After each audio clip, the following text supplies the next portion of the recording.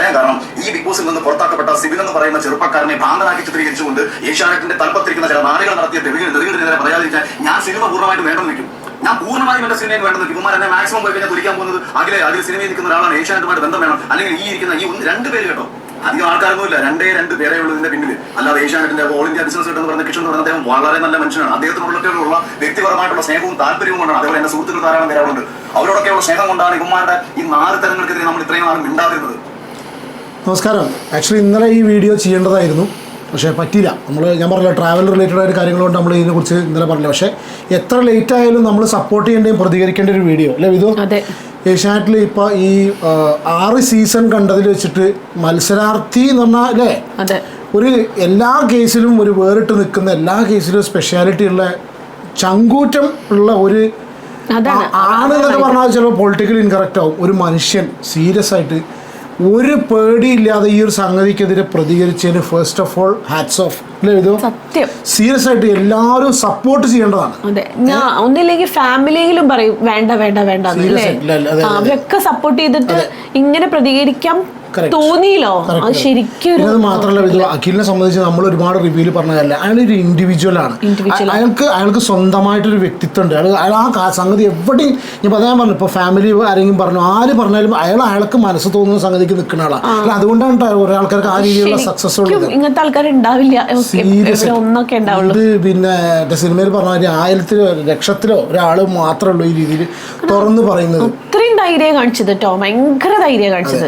ധൈര്യം ഇത് പറയാറുണ്ട്. ഈ അഖിൽ വെറും ഒരു സിനിമാ നടനോ അല്ലെങ്കിൽ സാധാരണ സെലിബ്രിറ്റിയോ അല്ലെങ്കിൽ ഇപ്പൊ കാണുന്ന ഇന്റർനെറ്റ് പേഴ്സണാലിറ്റി അല്ലെങ്കിൽ സോ കോൾഡ് ഇൻഫ്ലുവൻസർ, മറ്റേ ഇൻഫ്ലുവൻസേഴ്സ് എന്ന് പറഞ്ഞ ടീമോ അങ്ങനത്തെ ഒരാളല്ല അഖിലിൻ്റെ പഴയകാല ചർച്ചകളും അയാളുടെ കോൺഗ്രസ് പരിപാടിയും മറ്റേ ഈ രാഷ്ട്രീയ പരിപാടിയും സംസാരവും കാര്യങ്ങളൊക്കെ ലൈവ് ചർച്ചകളും കാര്യങ്ങളൊക്കെ കണ്ടെത്താൻ അറിയാം എത്രത്തോളം ചങ്കൂറ്റുള്ള ആളാണെന്നുള്ളത്.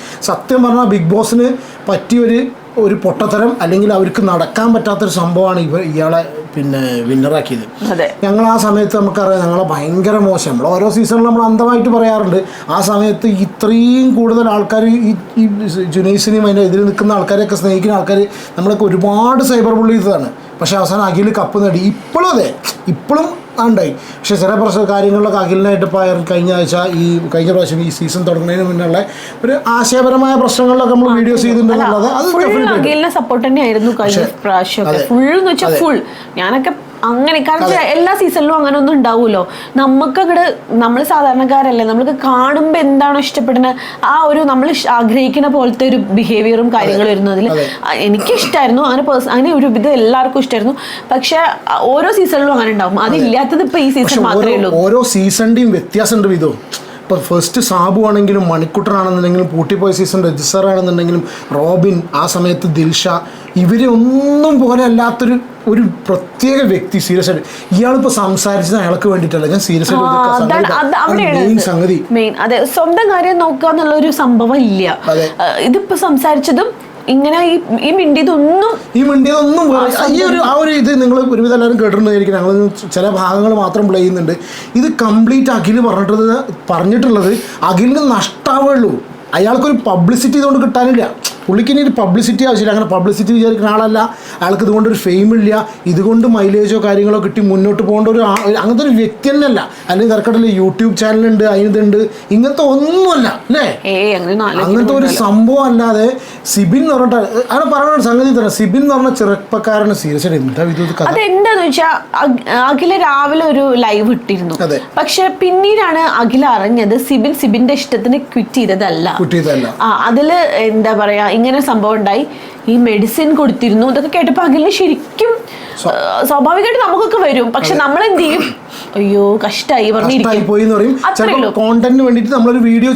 പക്ഷെ എന്നാലും നമ്മൾ കഷ്ടായി എന്താ ചെയ്യാ, ആ രീതിയിലേ സംസാരിക്കുള്ളൂ. ഇതല്ല, ഇത് തുറന്നടിച്ച് സംസാരിച്ചു, കുറെ ആൾക്കാർക്ക് വേണ്ടിയിട്ട് സംസാരിച്ച പോലെ. എന്താണെന്നുണ്ടെങ്കിലും ബാക്കിയും കൂടി കേൾക്കാം. ഇനി എന്താ പറയുക, നമ്മൾ എല്ലാവരും ഒരു വിധം കേട്ടിട്ടുണ്ടായിരിക്കും. പക്ഷെ ചില കാര്യങ്ങൾ പറയുമ്പോൾ നമ്മൾ ആ ക്ലിപ്പോട് കൂടി പറയേണ്ട ഒരു സംഭവമുണ്ട്. ഇതിൽ വന്നു പോയിട്ടുള്ള പല മത്സരാർത്ഥികൾക്കും സ്ത്രീകളെ ഇവമാർ ഉപയോഗിച്ചിട്ടുള്ള രീതികൾ, പല മത്സരാർത്ഥികൾക്കും പണം പറഞ്ഞിട്ട് ആ പണത്തിന്റെ കാശിന്റെ ഷെയർ വാങ്ങി പല മത്സരാർത്ഥികളെ ബിഗ് ബോസിൽ കയറ്റി ചെയ്ത് ഉൾപ്പെടെയുള്ള വിഷയങ്ങൾ, ഇത്തരം ഒരുപാട് നാറിയ പരിപാടികൾ ഇവരൊക്കെ കാണിച്ചിട്ടുണ്ടായതുകൊണ്ട് ഞാനിത് പിന്നെ ഏഷ്യാനെറ്റുമായിട്ട് ബന്ധപ്പെട്ട് നമുക്കൊരു കോൺട്രാക്ട് ഉണ്ടായിരുന്നു. ആ കോൺട്രാക്ടിനോട് നീതി പുലർത്തണം. അതുകൊണ്ട് തന്നെ ഞാൻ ആ കോൺട്രാക്ടിനോട് നീതി പുലർത്തതിന് ശേഷം ഇപ്പോൾ ഇത് പറയാനുള്ള ഒരു കാരണം എന്ന് പറയുന്നത്, ഞാൻ ഇന്നേ ദിവസമാണ് അറിയുന്നത് സിബിൻ എന്ന് പറയുന്ന ചെറുപ്പക്കാരൻ ഒരിക്കലും ആ ഷോയിൽ നിന്ന് പുറത്തു പോകണമെന്ന് ആഗ്രഹിച്ചിരുന്നതല്ല. അവനെ ആ ഹൗസിനുള്ളിൽ വെച്ചിട്ട് മെന്റൽ, അതായത് നമ്മൾ ഡിപ്രഷനും ബൈപ്പോളർ ഡിസീസിനും കൊടുക്കുന്ന ഡ്രഗ് ഇത്രയും കാലം കഴിക്കാത്ത ഒരു ചെറുപ്പക്കാരനെ ഭ്രാന്തനാക്കി മാറ്റുക എന്ന ഉദ്ദേശത്തോട് കൂടിയിട്ട് ഈ ഡ്രഗ് കൊടുത്ത് അവനെ പുറത്താക്കണം എന്ന് അതിനുള്ളിലുള്ള ചിലർ പറഞ്ഞു എന്നുള്ളത്. ഞങ്ങളുടെ ഷോ 1 മുതൽ 5 വരെ സീസണിന്റെ ഷോ ഡയറക്ടറായിരുന്ന അർജുൻ എന്ന് പറയുന്ന മനുഷ്യൻ ഈ ഷോയിൽ നിന്ന് ഇറങ്ങിപ്പോയി എന്ന ഒരു യാഥാർത്ഥ്യം നിങ്ങൾ തിരിച്ചറിയണം. കഴിഞ്ഞ ഷോയുടെ ക്രിയേറ്റീവ് ഡയറക്ടറായിരുന്ന റുബീന എന്ന് പറയുന്ന സ്ത്രീയെ ഈ സീസണിൽ നിന്ന് മാറ്റി നിർത്തി. എന്താ കാര്യമെന്ന് ചോദിച്ചു കഴിഞ്ഞാൽ ഇവന്മാരുടെ താല്പര്യത്തിനനുസരിച്ചുള്ള മത്സരാർത്ഥികൾ ജയിച്ചു വരണം. ആ താല്പര്യത്തിനനുസരിച്ചുള്ള മത്സരാർത്ഥികൾക്ക് വേണ്ടിയിട്ട് കൃത്യമായിട്ടുള്ള കാര്യങ്ങൾ പ്ലാൻ ചെയ്യാൻ വേണ്ടി അവിടെ പോയി നിന്നുകൊണ്ടിരിക്കുന്ന ഇവരുടെ ഈ ആവർത്തനങ്ങൾ ആരെങ്കിലും ഒക്കെ വിളിച്ച് പറയണ്ടേ? അത് അറ്റവും മൂലം തൊടാതെ അങ്ങും ഇങ്ങനെ തൊടാതെ വായി തോന്നുന്നത്. ഇതെന്താണെന്നറിയോ, ഇതിൽ 2 കാര്യം ഇതോ. ഒന്ന് പൈസ വാങ്ങുക എന്ന് പറഞ്ഞിട്ട് ആലോചിക്കല്ലേ. അത് ഇനി അതിലേറെ ഒരു സംഭവം എന്താണെന്ന് വെച്ചാൽ സ്ത്രീകളുടെ കേസ് എടുത്തത് നമുക്കെന്താ അറിയുക, പ്രത്യേകിച്ച് എടുത്ത് ഒരാളുടെയും പേരുകൾ പറയാൻ വയ്യ. നമ്മൾ ഈ ഷോ നടക്കുന്ന സമയത്തേ നമ്മൾ ഈ ഓരോ ഷോ നടക്കുന്ന സമയത്തും നമ്മളിങ്ങനെ ഈ കോണ്ടന്റ് ക്രിയേറ്റേഴ്സ് ഒരുപാട് ഇങ്ങനെ സംസാരിക്കുന്നവരാണ്. അത് പല ആൾക്കാർക്ക് ചിലപ്പോൾ ഒരു പക്ഷേ ഒരു കളിയാക്കൽ വരെ തോന്നിയിരിക്കാൻ നിങ്ങൾ കോണ്ടന്റ് വേണ്ടി ചെയ്യാമെന്ന് പറയും. നമുക്ക് ഏകദേശം ഈ ഷോ കുറച്ച് റിവ്യൂ ചെയ്യുന്നത് കൊണ്ട് ഇതിൻ്റെതായ സീരിയസ്നെസ് കൊണ്ടുകൂടിയാണ് കാണുന്ന സമയത്ത് ഇവരെ പല പരിപാടികളും കാണുന്നതും പ്ലസ് അതിൻ്റെ കൂടെ തന്നെ കുറേ ഒരു നെറ്റ്വർക്ക് നമ്മൾ എല്ലാവരും തമ്മിൽ ഡിസ്കഷനും പരിപാടിയും കാര്യങ്ങളൊക്കെ വരുമ്പോൾ തന്നെ നമ്മളൊക്കെ ചർച്ച ചെയ്യുന്ന ഒരു വിഷയമാണ് ഇപ്പോൾ അതിൽ വളരെ സീരിയസ് ആയിട്ട് തുറന്നു പറഞ്ഞിട്ടുള്ളത്. ഈ കാശിന്റെ കേസ് നമുക്കറിയില്ല അല്ലേ, പൈസയുടെ കാര്യം നമുക്കറിയില്ല. പക്ഷെ മറ്റുള്ള വിഷയങ്ങൾ ഇത് ഏറ്റവും കൂടുതൽ എഫക്റ്റ് ചെയ്തത് അല്ലെങ്കിൽ ഇപ്പോൾ ചെയ്തുകൊണ്ടിരിക്കുന്നത് ചെയ്യാൻ പോകുന്നത് ബിഗ് ബോസ് സീസണിൽ പങ്കെടുക്കുന്ന ഇനി വരാൻ പോകുന്ന സ്ത്രീ മത്സരാർത്ഥികളെയാണ്. എന്ത് കണ്ണിലൂടെയാണ് ഇത് ആൾക്കാർ കാണുക? ഇനി വരാൻ പോകുന്നവർക്കും പ്രശ്നമല്ലേ? എന്തേ ഇപ്പോൾ സ്വാഭാവികമായിട്ടും സാധാരണ ഒരാളിരുന്ന് പറയുന്ന പോലെയല്ല. അഖിലിനെ പോലെ ഇത്രയും വളരെ ക്രെഡിബിലിറ്റി ഉള്ള, വാക്കിന് വില കൊടുക്കുന്ന ഒരു വ്യക്തി, ആൾ എന്താണോ പറയുന്നതിനുള്ള വാക്കിന് വില കൊടുക്കുന്ന, അതിനുള്ള അക്കൗണ്ടബിലിറ്റി റെസ്പോൺസിബിലിറ്റി ഉള്ള ഒരു വ്യക്തി ഇരുന്ന് സംസാരിക്കുന്ന സമയത്ത് സ്വാഭാവികമായിട്ടും അത് ആൾക്കാർക്ക് കാലാകാലം രജിസ്റ്റർ ആവും. സീസൺ 5 അഖിൽ പറഞ്ഞിട്ടുള്ള സംഗതികളൊക്കെ ഓരോ കാലത്ത് രജിസ്റ്റർ ആവില്ലേ. അപ്പോൾ എന്താ വെച്ചാൽ വരാനിരിക്കുന്നവർക്കും എല്ലാവർക്കും സീരിയസ് ആയിട്ട് ഇത് എന്താ പറയുക, ഇത് വെളിപ്പെടുത്തൽ ഓഫ് ദ സെഞ്ചുറി എന്ന് എന്താ പറയുന്നുള്ള ഒരു പ്രതികരണം അങ്ങനെയൊക്കെ ആയിരിക്കില്ലേ. ശരിക്കും നമ്മള് ശരിക്കും ഒരു ഞെട്ടലായി പോയി. കാരണം അവിടെ ഉള്ള കുറേ സ്ത്രീകളില്ലേ, ആ സ്ത്രീകളെ അവര് എങ്ങനെ രീതിയിലാണ് കാണുന്നത്, അതുപോലെ അവരെ കയ്യിൽ നിന്ന് കയറ്റാൻ വേണ്ടിയിട്ട് അവർക്ക് കിട്ടണതിന്റെ കുറച്ച് കാശ്, അതല്ലേ പറഞ്ഞത് അർത്ഥം. എന്തൊക്കെയാ പൊതു കഥ. അതോ ഇത് രസം എന്താ വെച്ചാല് അതുകൊണ്ടാണോ പല സ്ത്രീകളെ അവിടെ തന്നെ വോട്ടില്ലെങ്കിൽ നിലനിർത്തി കൊണ്ടുപോകുന്ന ആൾക്കാർ ചിന്തിക്കില്ലേ? കാരണം നമ്മൾ വിചാരിക്കുന്ന ഇവര് പുറത്താവണം എന്നുള്ളതാണ്. അല്ലേ, നമ്മൾ ആരും പേരെടുത്ത് പറയുന്നു, മനസ്സിലേക്ക് മുഖങ്ങളോ അന്നും ആലോചിക്കണ്ട. പക്ഷെ നമ്മൾ കഴിഞ്ഞ 3 സീസണുകൾ എടുക്കുന്ന സമയത്ത് നമുക്ക് സ്വാഭാവികമായിട്ടും നമുക്കിങ്ങനെ തോന്നിപ്പോവും, ഈ ആഴ്ച ഇത് എവിക്റ്റഡ് ആവും, ഈ ആഴ്ച എവിക്റ്റഡ് ആവും. പക്ഷെ അങ്ങനത്തെ ആൾക്കാർ അവിടെ എവിക്റ്റഡ് ആവാതെ നിൽക്കുന്നു അല്ലേ, പോയിട്ട് തിരിച്ചു വരുന്നു. സീക്രട്ട് റൂമുകള്, ഇത് എന്താ സംഗതി അല്ലേ?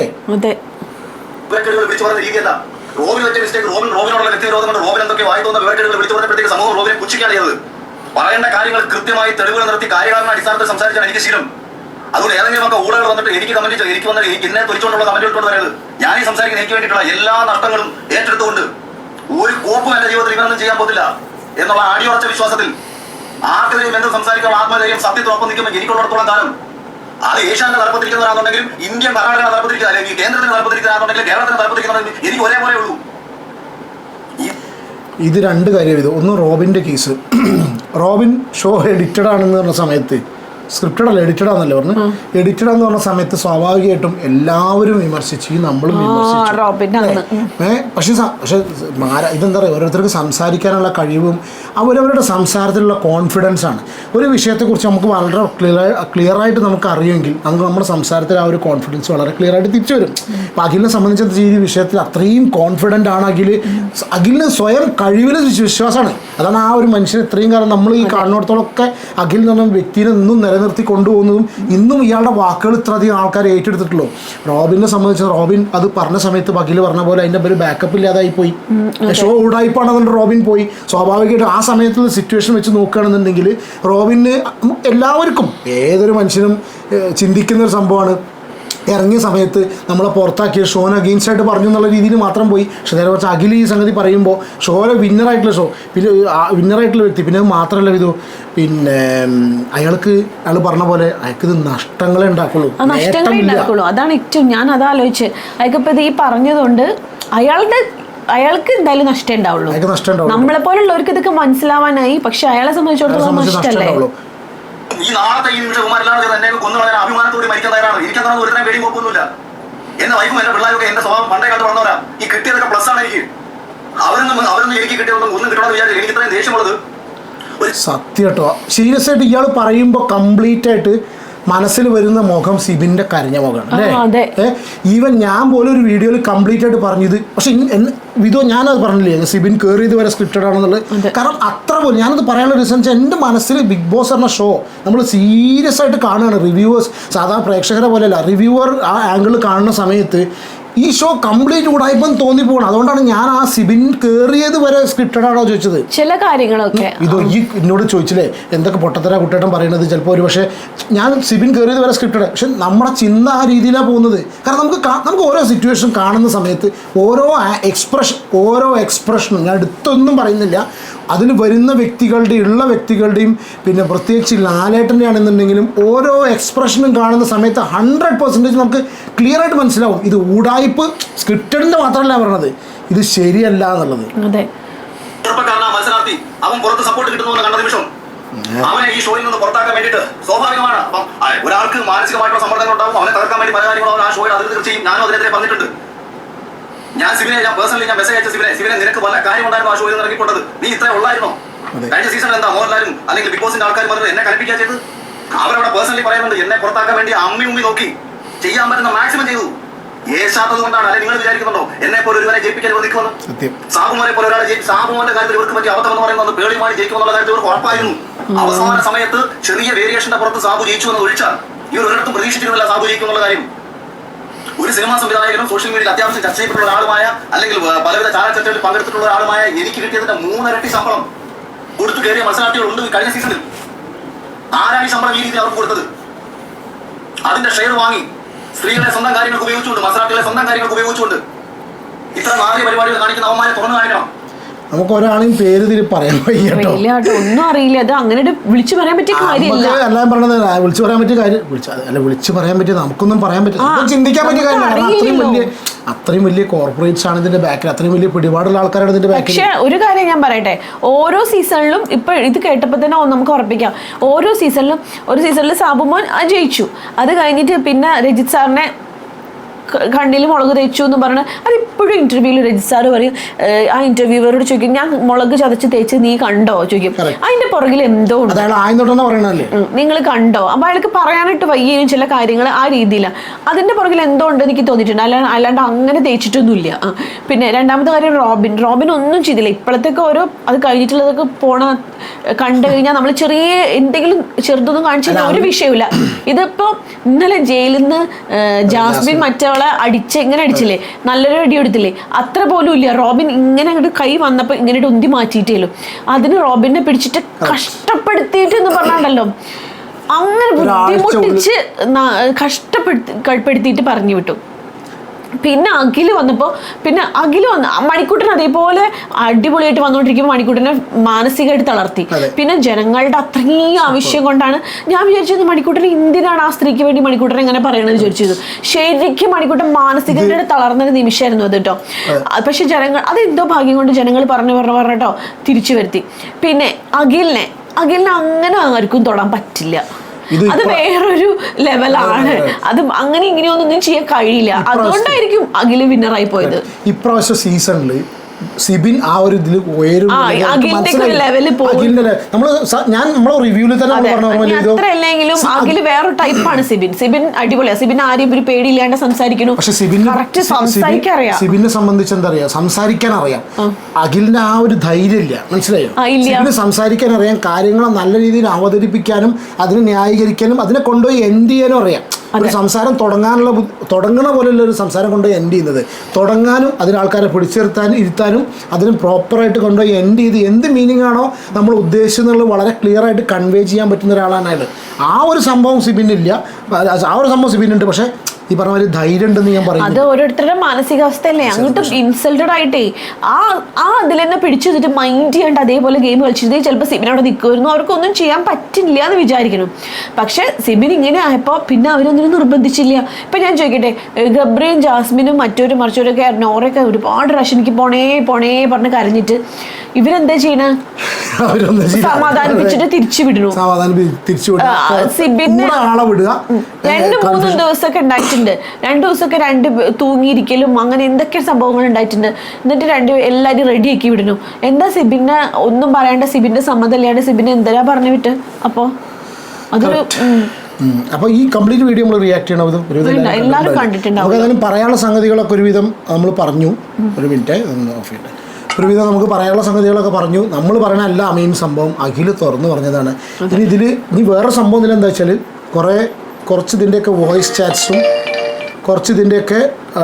വോയിസ് ചാറ്റ്സും ഇതിൻ്റെ മറ്റുള്ള ഡീറ്റെയിൽസ് മെസ്സേജസും കാര്യങ്ങളൊക്കെ ഉണ്ട് എന്നാണ് പറയുന്നത്. അതിൻ്റെ സ്ഥിതിയാണ് ഇനി വരാൻ പോകുന്ന. പക്ഷേ ഇത് ഇങ്ങനെയാണെങ്കിൽ ഇങ്ങനെ വല്ലതൊക്കെ കൊളായാൽ ചിലപ്പോൾ നമുക്ക് ഷോ തന്നെ കാണാൻ തോന്നൂല്ല, ഷോ നിർത്തേണ്ടി വരും. ഷോന്റെ കാര്യത്തിൽ ഒരു കേസ് നിൽക്കുന്നുണ്ട്. ഒന്ന് വേറെ സംഭവം വിധോ, ഇന്നലത്തെ ഈ ഒരു ഇത് വന്നതിന് ശേഷം ഈ എപ്പിസോഡ് നമ്മൾ എങ്ങനെയാണ് കണ്ടത് വിധോ അല്ലേ? ഇതിനെ കുറിച്ച് നിങ്ങളൊരു കമന്റ് പറയൂ കേട്ടോ. ഈ ഒരു അഖിലിന്റെ വീഡിയോ വന്നതിന് ശേഷവും നിങ്ങൾ ഏഷ്യാനെറ്റിനോടുള്ള നിങ്ങളുടെ ഔട്ട്ലുക്ക് അതിലുള്ള മത്സരാർത്ഥികളോടുള്ള ഔട്ട്ലുക്ക് എന്താ പറയാൻ റീസൺ വെച്ചാൽ നമുക്ക് കുറച്ച് മെസ്സേജസും കാര്യങ്ങളൊക്കെ വരുന്നുണ്ട്. ഇപ്പോൾ പേഴ്സണൽ ആണെന്നുണ്ടെങ്കിലും കമൻറ്റ് ബോക്സിലാണെന്നുണ്ടെങ്കിലും മെസ്സേജസ് വരുന്നുണ്ട്.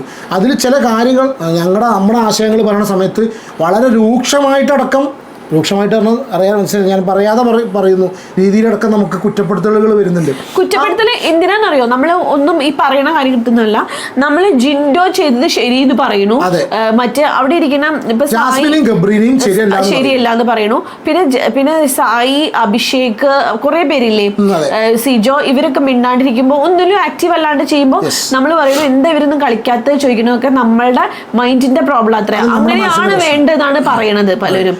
വളരെ കുറച്ച് ആ ആൾക്കാരോടൊരു കാര്യം പറയാനുള്ളത് എന്താ വെച്ചാൽ ഇയാളുടെ വീഡിയോ ഒന്നും കൂടി കാണുക, എന്നിട്ട് ബിഗ് ബോസിനെ ഈ അഖില് പറഞ്ഞിട്ടുള്ള കാര്യങ്ങൾ നമ്മളത് കണക്കാക്കണ്ട. അഖില് പറഞ്ഞിട്ടുള്ള കാര്യങ്ങൾ നിഷ്പക്ഷമായിട്ട് മനസ്സോടുകൂടി, നിങ്ങൾ ആരെയും അമ്മായി കുഞ്ഞമ്മയിൽ നിന്നല്ലല്ലോ പിന്നെ അല്ല എന്നുള്ള കണ്ടീഷനിൽ ഏഷ്യാനെറ്റിൽ ചെയ്യുന്നത് ഈ ബിഗ് ബോസ് ഷോയുടെ പുറകിൽ ഉള്ളതെന്നുള്ള ആ ഒരു മനസ്സിൽ സംഗതി ഉണ്ടല്ലോ, അത് നിങ്ങളാരും അല്ല എന്നുള്ളത്. എന്നിട്ട് അഖില് പറഞ്ഞ കാര്യം കണ്ടതിന് ശേഷം നിങ്ങൾ ബിഗ് ബോസ് ലൈവോ എപ്പിസോഡോ കാണുക, അതിൽ ഓരോ മത്സരാർത്ഥികളെയും ഓരോ കാര്യങ്ങളും വളരെ സൂക്ഷ്മമായിട്ട് നിങ്ങൾ വീക്ഷിച്ചാൽ നിങ്ങൾക്ക് മനസ്സിലാവും നമ്മളൊക്കെ എന്താ അത്രയും ദിവസം പറഞ്ഞുകൊണ്ടിരുന്നുള്ളത്. അല്ലേ ഇത് വേറെ പ്രത്യേകിച്ചൊന്നും പറയാനില്ല. അടുത്തൊരു വീഡിയോ ആയിട്ട് കാണാം. പിന്നെ എപ്പിസോഡിൻ്റെ റിവ്യൂ നമ്മൾ ഇന്നലെ ചെയ്യാൻ പറ്റിയെന്ന് വെച്ചാൽ ഇന്നലെ ട്രാവൽ ആയത് കാരണമാണ് ചെയ്യാത്തത്. ഇനി ഇതെല്ലാം കൂടി ആയിട്ട് നമ്മൾ ചെയ്യാം കേട്ടോ. ഓക്കെ ഇത് ഓക്കെ. അപ്പോൾ take care and God bless.